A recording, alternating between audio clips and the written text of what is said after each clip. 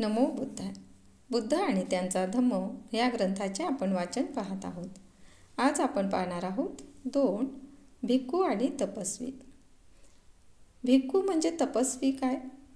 याचे उत्तर नाही असे आहे. स्वतः भगवंतानीच निग्रोध या नावाच्या परिवार्चकाबरोबर झालेल्या संवादात या प्रश्नाचे नकारात्मक उत्तर दिले आहे. एकदा भगवंत राजगृहाजवळील गृंधकुटावर राहत होते. त्यावेळी उंदू परिका राणीच्या उद्यानामध्ये राहणाऱ्या पुष्कळशा परिवार्चकामध्ये निग्रोध नावाचा एक परिवार्चक होता. त्या सुमारास भगवंत गृंधकुटावरून उतरून सुमगंधा नदीच्या काठावर, ज्या ठिकाणी मोरांना दाणे घालीत, तेथे मोकळ्या हवेत इरझारा करीत होते. त्यावेळी निग्रोधाने भगवंतांना इरझारा घालताना पाहिले. तेव्हा तो आपल्या परिवारजक अनुयायांना म्हणाला, कृपा करून शांत राहा. श्रमण गौतम सुमगंधेच्या तीरावर आहेत. त्यांच्या सांगण्यावरून सर्व परिवारजक स्तब्ध राहिले. नंतर भगवंत परिवारजक निग्रोधाजवळ गेले. निग्रोध त्यास म्हणाला, भगवंत या, मी आपले स्वागत करतो. आपण येथे आगमन करण्याचा निश्चय करण्यापूर्वी पुष्कळच विचार केला असावा. ह्या इथे सिद्ध असलेल्या आसनावर आपण बसावे. पुढे केलेल्या आसनावर भगवंत स्थानापन्न झाले. निग्रोध भगवंतापेक्षा एका ठेंगण्या आसनावर त्यांच्याच बाजूला बसला. नंतर निग्रोध भगवंतांना म्हणाला, श्रमण गौतम, आमच्या ह्या चमूत आले आहेत, म्हणून मी त्यास एक प्रश्न विचारतो. भगवंताचा धर्म काय? आपल्या शिष्यांना ते काय धर्म विनय शिकवितात? आणि असे भगवंतांनी आत्मसुख प्राप्ती शिकविलेले शिष्य कशाला शरण जातात? त्यांच्या सदाचरणाची मुख्य तत्वे कोणती? हे निग्रोध, ज्यांचा दृष्टिकोन, निष्ठा आणि श्रद्धा भिन्न आहेत, त्या आपल्या शिष्यांना आत्मसुख प्राप्तीसाठी मी काय शिकवितो? त्यांचे अंतिम शरण काय आणि त्यांची सदाचरणाची मुख्य तत्वे कोणती, हे विनाभ्यास, विना शिक्षण समजणे कठीण आहे.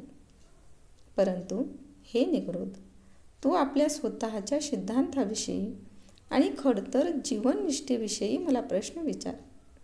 आत्मपीडेपासून काय साधते आणि काय साधत नाही, याविषयी मला प्रश्न कर. यावर निग्रोध भगवंतांना म्हणाला, भगवंत, आम्ही आत्मक्लेशाचे तप करतो. आमच्या मते आत्मक्लेश अत्यावश्यक आहेत, म्हणून आम्ही त्यांचा स्वीकार करतो. त्यापासून काय साधते आणि काय साधत नाही, हे सांगा.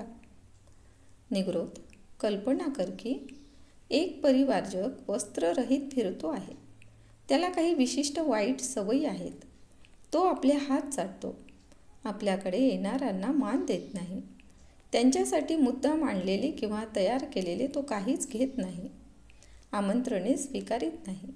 ज्यात अन्न शिजविले आहे त्या भांड्यातले, उंबरठ्याच्या आत ठेवलेले, उखळातले, काट्याकुट्यावरचे, जात्यातले वगैरे काही घेत नाही.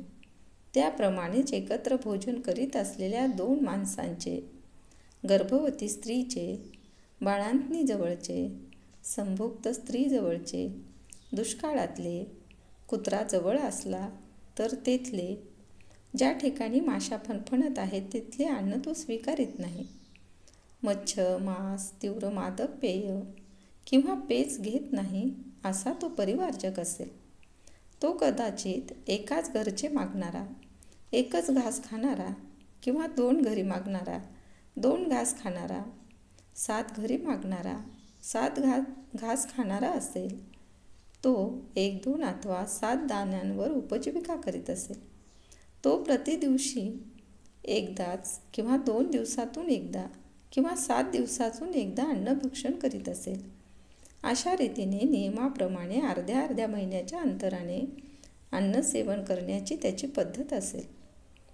तो शाक अथवा वनात उगणारे, तांदूळ अथवा निवार बीजे अथवा चांबड्याचे तुकडे अथवा आटा अथवा भाताचा कोंडा, भाताचे पीठ अथवा कुणी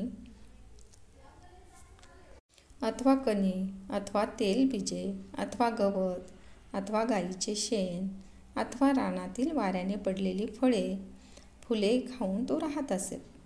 तो जाडे भरडे तागाचे कापड, अथवा प्रेतावरून फेकून दिलेल्या चिंध्या, अथवा तिरिटा झाडाची वलके, अथवा काळविटाची कातडी, अथवा कुशतंतू, अथवा मनुष्य केसापासून अथवा घोड्याच्या केसापासून बनविलेली कांबळी, अथवा घोबडांच्या पिसापासून बनविलेले कपडे वापरीत असेल, त्याला डोक्याचे व दाढीचे केस उपटून टाकण्याची सवय जडलेली असेल, तो सदैव उभा राहणारा, टाचावर बसणारा आणि टाचावर बसूनच पुढे सरकण्याचे श्रम करणारा, काट्याच्या अथवा लोखंडाच्या मेखाच्या बिछाणावर पोहोडणारा, लाकडी फळीवर अथवा जमिनीवर एकाच कुशीवर झोपणारा असेल, तो मळ आणि धूळ धारण करणारा, उघड्यावर राहणारा, वाटेल तेथे बसणारा, घाण खाणारा, पेय न पिणारा किंवा केवळ थंड पाणी पिणारा आणि सकाळ दुपार संध्याकाळ स्नान करणारा असा तो असेल. हे सर्व करणाऱ्या हे निग्रोध, त्याने आत्मक्लेशाचे व्रत पाळले किंवा नाही यापैकी तुम्ही काय म्हणणार? भगवंत, या सर्व गोष्टी त्याने केल्या तर आत्मक्लेशाचे तप त्याने पूर्ण केले असे आम्ही मानणार. हे निग्रोधा, हे आत्मक्लेशाचे तप करणारा माझ्या मते अनेक परीने कलंकित झालेला असतो. भगवंत, कलंकित कसा? निग्रोध, जेव्हा परिवार्जक एखाद्या तपाचे व्रत धरतो तेव्हा त्या योगे संतुष्ट होऊन आपले ध्येय साधले आहे असे तो मानू लागतो. आणि निग्रोधा, हाच परिवार्जकाला जडणारा दोष आहे. आणि निग्रोधा, जेव्हा परिवार्जक तपाचे व्रत धरतो तेव्हा स्वतःला उच्च समजून दुसऱ्यांचा तिरस्कार करू लागतो. हा सुद्धा परिवार्जकीय आचरणातील कलंक आहे. निग्रोधा, आणि जेव्हा परिवार्जक तपाचे व्रत घेतो तो त्या व्रताने त्या तपाच्या कल्पनेने उन्माद आणि मोहित होऊन निष्काळजी बनतो. हा सुद्धा एक कलंकच आहे.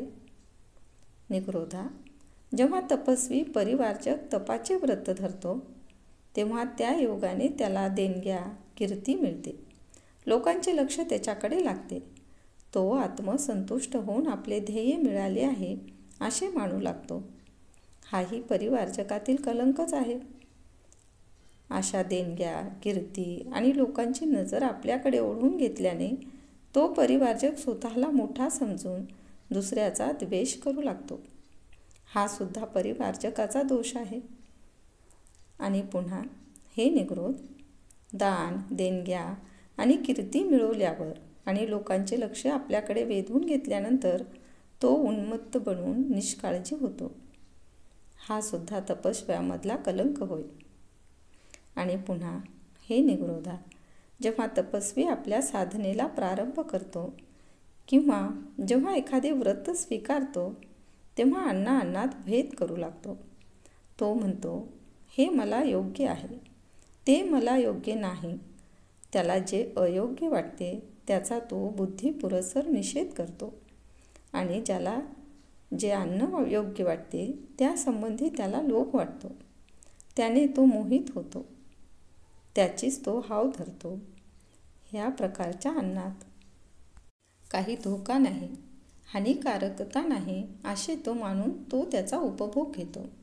हाही तपस्व्याच्या ठाईचा कलंक होय. आणि पुन्हा हे निग्रोधा, दान धर्म कीर्ती लोकप्रियता मान यांच्या लोभामुळे तो असा विचार करतो की राजा मला मान देईल, माझा सन्मान करील, त्याचे कर्मचारी क्षत्रिय ब्राह्मण गृहस्थ आणि मोठे मोठे आचार्यही मला मान देतील. हाही तपस्व्यांच्या ठाईचा कलंक आहे. आणि हे निग्रोध, पुन्हा तो तपस्वी एखाद्या संन्यासी अथवा ब्राह्मणासंबंधी कुरकुरू लागतो की तो अमुक मनुष्य सर्व प्रकारच्या अन्नावर आपली उपजीविका करतो. तो कंदमूळ फळ शाक आणि धान्य बी बिया जात्यासारख्या आपल्या जबड्याने चघळतो, तरीसुद्धा लोक त्याला पवित्र मानतात. दुसऱ्यांना तिरस्करणीय मानण्याची वृत्ती, हा सुद्धा तपस्व्यांच्या ठाई कलंक आहे. आणि हे निग्रोधा, पुन्हा ज्यावेळी तो तपस्वी एखाद्या श्रमणाचा ब्राह्मणाचा लोक दानधर्माने सन्मान करतात त्यावेळी तो म्हणतो, सुखोपभोग करणाऱ्या ह्या माणसांचा लोक सन्मान करीत आहेत, दान धर्म करून त्यांची पूजा करीत आहेत. आणि मी खरोखर खरतड तप आचरित असता मला मात्र मान देत नाहीत, दान धर्म करून माझी पूजा करीत नाहीत. अशा रीतीने तो मत्सराधीन होतो आणि लोकांसंबंधी कुरकुरू करू लागतो. हा सुद्धा तपस्व्याच्या ठायी कलंक आहे. आणि हे निगरोधा, तो तपस्वी रहस्यमय गूढता धारण करतो. तुम्हाला अमुक एक मान्य आहे काय, असा आपण प्रश्न केला असता ते अमान्य असूनही तो ते मान्य आहे असे म्हणतो आणि मान्य असूनही अमान्य आहे असे म्हणतो. अशा रीतीने तो बुद्धिपुरस्सर असत्य भाषण करतो. हाही त्या तपस्व्याच्या ठाईचा कलंक आहे. आणि हे निगरोधा, पुन्हा तो तपस्वी क्रोधाधीन होण्याचा आणि शत्रुत्व धरण्याचा संभव आहे. हाही त्या तपस्व्याच्या ठाईचा कलंक आहे. आणि हे निगरोधा, पुन्हा तो तपस्वी ढोंगी आणि फसवा, त्याचप्रमाणे मत्सरी आणि कृपण बनण्याचा संभव आहे. तो कपटी, कावेबाज, निर्दय, पोकळ डवली होतो. दुसऱ्यासंबंधी दुष्ट वासना बाळगून तो त्यांच्या आहारी जातो. भ्रामक मते मनाशी बाळगून दैवी तर्कातील सिद्धांतावर तो श्रद्धा ठेवू लागतो. आपल्या अनुभवाचा चुकीचा अर्थ चिटकू लागतो. लोभी बनून त्याग भावना विसरू लागतो. हाही त्या तपस्व्यांच्या ठाईचा कलंक आहे. निगरोधा, ह्या सर्व गोष्टी तप आणि आत्मक्लेश यांच्या मार्गातील कलंक आहेत असे तुला वाटत नाही काय? होय भगवंत, तप आणि आत्मक्लेशाच्या मार्गातील हे सर्व कलंकच आहेत. ह्यापैकी एखाद्याच काय कलंकाने, परंतु सर्वाच्या सर्वच कलंकाने तपस्वी दूषित होण्याचा संभव आहे. भिक्खूंनी हे कलंक आपल्याला जडू देता कामा नये. यापुढे आपण पाहणार आहोत 3 भिक्खू आणि ब्राह्मण. तेव्हा आमच्या चॅनलला लाईक, शेअर व सबस्क्राईब करायला विसरू नका. धन्यवाद.